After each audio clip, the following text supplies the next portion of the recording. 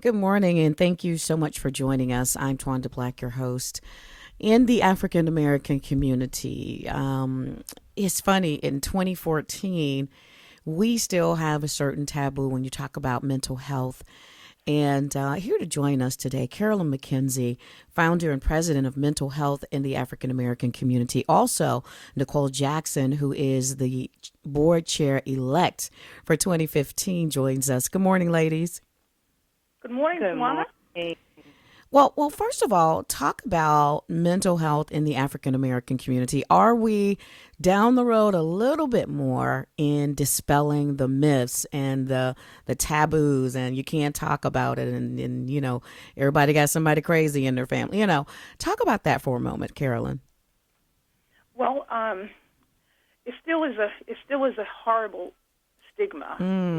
It's more of a stigma than a myth, I think, because people are afraid to talk about it in fear that they may be cast in a certain way, criticized and ridiculed. However, we have partnered with mental health professionals such as our chair-elect Nikhol Jackson, the president of Just a Journey Counseling and Psychological Services, and we are determined to remove the stigma and break the chains of silence. This year, we had our first annual mental health fair, and we got so many phone calls from people who were calling saying, I would like to get help for a loved one, or I think I may have mental illness. What can you do to help me? And it was an outpour of a need, so there's definitely a need. Absolutely. This was born out of a personal experience for you. So talk about that for a moment. Yes, can you believe it? It's been 3 years. You interviewed me. I know. July Shortly there, yeah. 2011. Yeah. 2 weeks after the incident, my niece, who I raised as a daughter, drop-dead gorgeous, brilliant young woman, 31, was having a mental meltdown, and I told her husband to bring her to me, and he did. I never saw this coming.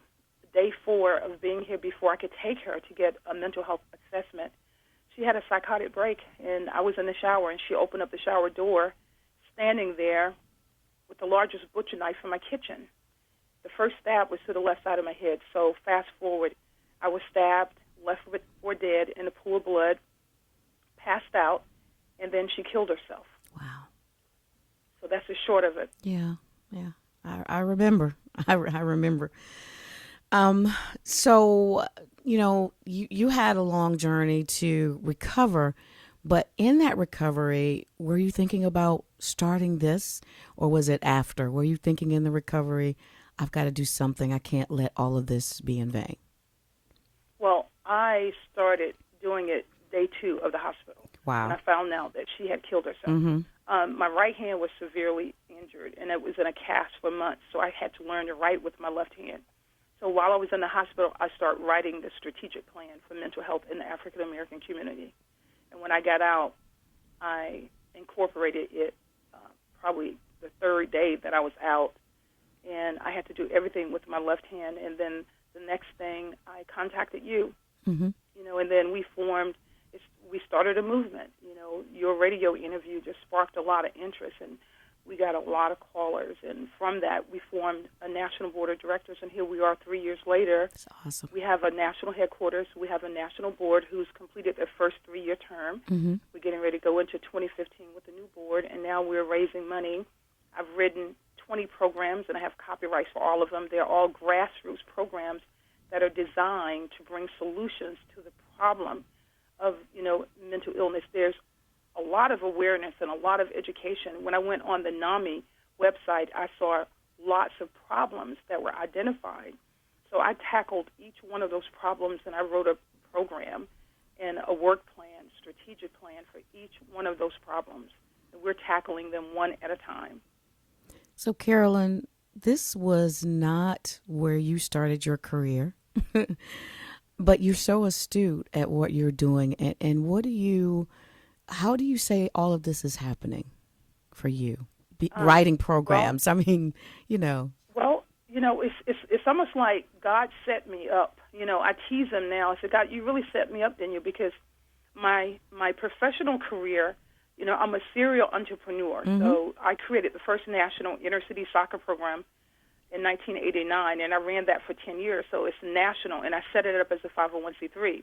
So when I finished the Soccer in the Streets program, I started a business consultant agency for nonprofits because I knew what it was like to start a nonprofit from scratch. Mm-hmm. And I wanted to be able to help other startup nonprofits. So I started that in the year 2000, and then I went back to work for the government, and I did my business consulting on the side, but I went back to work for Fulton County Department of Health and Wellness. And then after 3 years, we merged with behavioral health. So, and then I had to go out and evaluate behavioral health programs, and Fulton County Department of Health and Wellness sent me to CDC for training, Emory University for training, Georgia Department of Community Health for training in program design and program evaluation and benchmarking. So when this happened, it was a no-brainer when I was in the hospital. And I said, God, I know what I'm going to do. I'm going to fight. I will keep her alive because I know how to set up a nonprofit. I know how to evaluate programs. I know how to design programs. I know how to do benchmarking. I know how to do all of those things. So he literally set me up for this. Totally. It's been amazing what you've done in 3 years. I've just watched the progression of everything.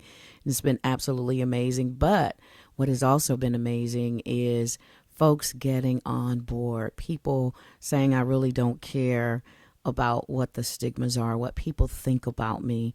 They're really getting on board, talking about and doing something about mental health. Nikhol, tell us about, when we talk about mental health, what that means. A lot of people think, oh, just crazy, but there's so many different things, not necessarily crazy, but there's so many different things that go along with that when you talk about mental health. You are so correct, and that is one of the first things that people think. Oh, I'm crazy, or she's crazy, he's crazy, but don't really have a good understanding of what mental health is. Mm-hmm. And so I try to break it down very in simple form. Mental health is your emotional, it's your social, and it's your mental well-being. So it's how all those things kind of work together. And I also incorporate the physical aspect of your health as well, because if you're physically ill, that can definitely impact your emotional mm-hmm. and your mental state. So mental health encompasses every piece and every aspect of a human being. So it's not just so much thinking about somebody's thoughts and they're crazy and they're acting crazy, but crazy is really relative because we all do That's things, right. We all got a little bit of that now.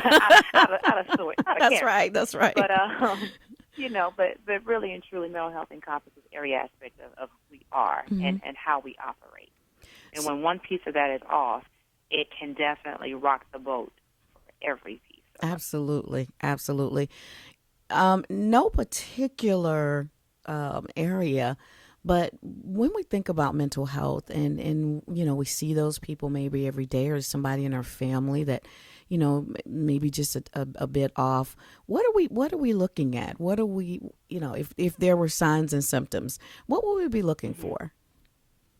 Well, I definitely think any changes, any abrupt or even over the course of time changes in behavior, changes in mood, changes in just overall the way that someone's living their life can mm-hmm. definitely be signs that maybe something's going on. But in order to be able to see that, you really got to be in touch with people or even be in tune with yourself.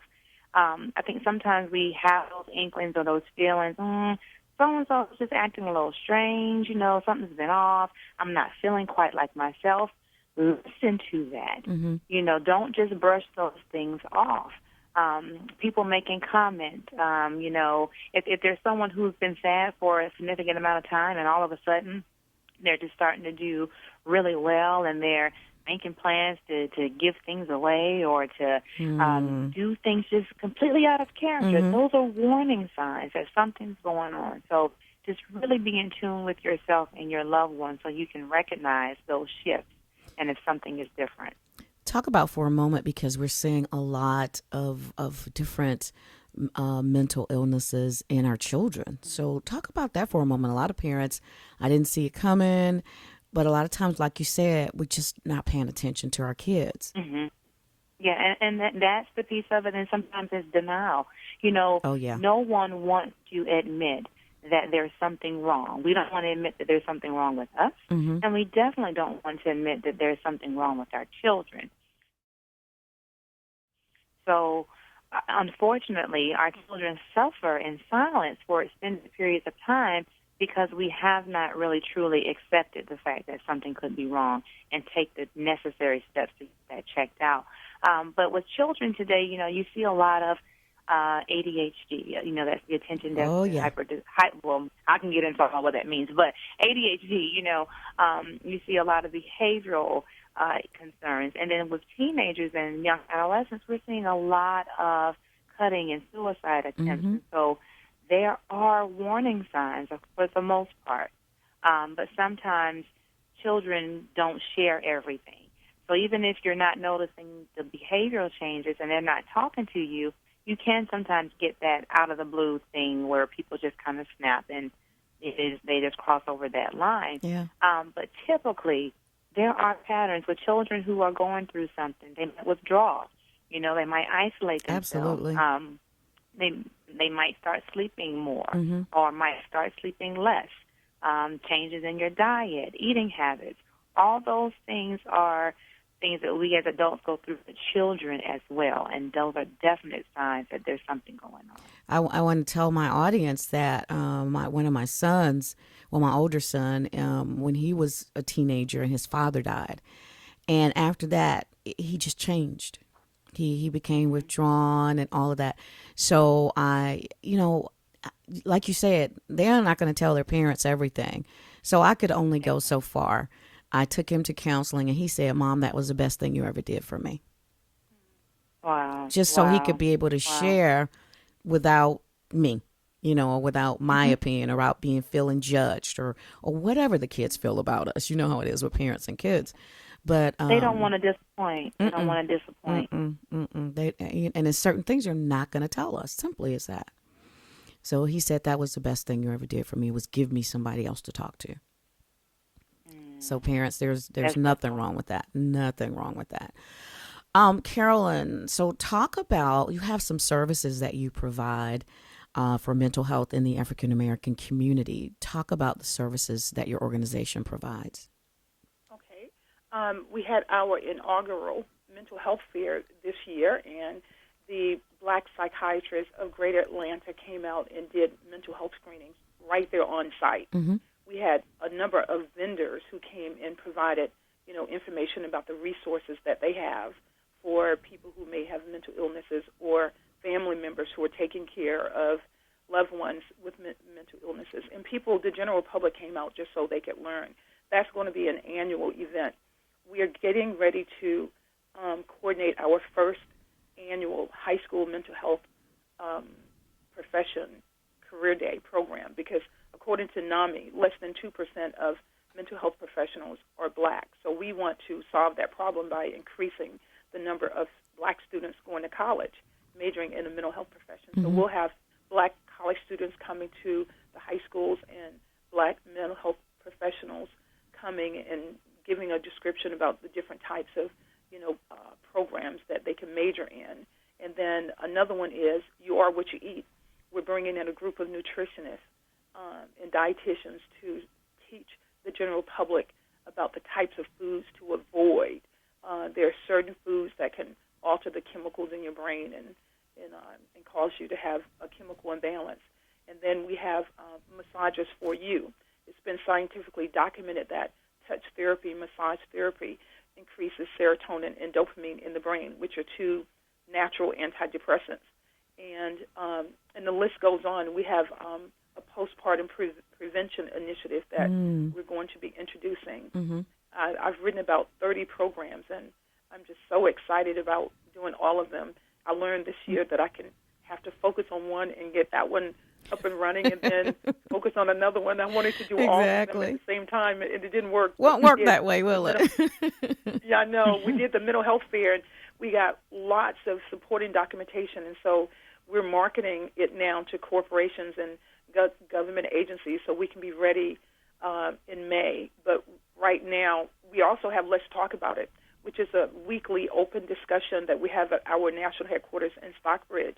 Every week at 6 o'clock, people can come who have mental illnesses, or if they think they may, or they have loved ones that they're taking care of, or you just want to come to just talk about it. In January, Let's Talk About It, we'll be on the road as well. We'll be at a different location each month. That's good. So that will be advertised on our website. And we have lots of programs, but people can go to our website and get a list of our programs. And the website is www.mhiaac.org. That's www.mhiaac.org. Or they could call me on my cell, 770-873-4496. That's 770-873-4496.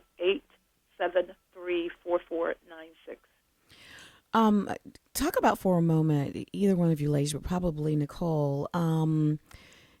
If we think that we're having a problem or somebody in our family, where do we start? Would our general practitioner take care of that? Is that outside of that realm? How do we get to a practitioner, a therapist, a psychiatrist, a psychologist? What happens there? Well, there definitely is a process. One of the great things about mental health in the African American community is that we have a provider network.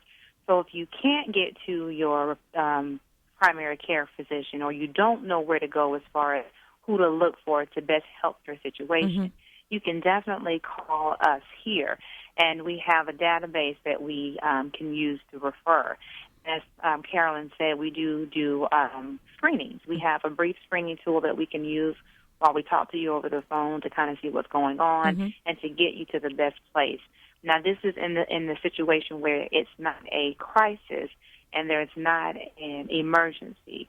If you or your loved one is in crisis mode, meaning they're having thoughts of hurting themselves, hurting somebody else, they've already tried or whatever, in those instances, you want to immediately call 911 or get them to an emergency room. But if you're at the point where you're questioning something's going on, I'm not quite sure, I know something's happening with my loved one, I need to get some help, you can reach out to your primary care physician. And again, that's depending upon your insurance, because sometimes you may have to do that first to get a referral out to a behavioral health specialist. In other situations, you can contact directly a behavioral health person and go that way. Just briefly, if I can give everyone a kind of brief overview of what that looks like.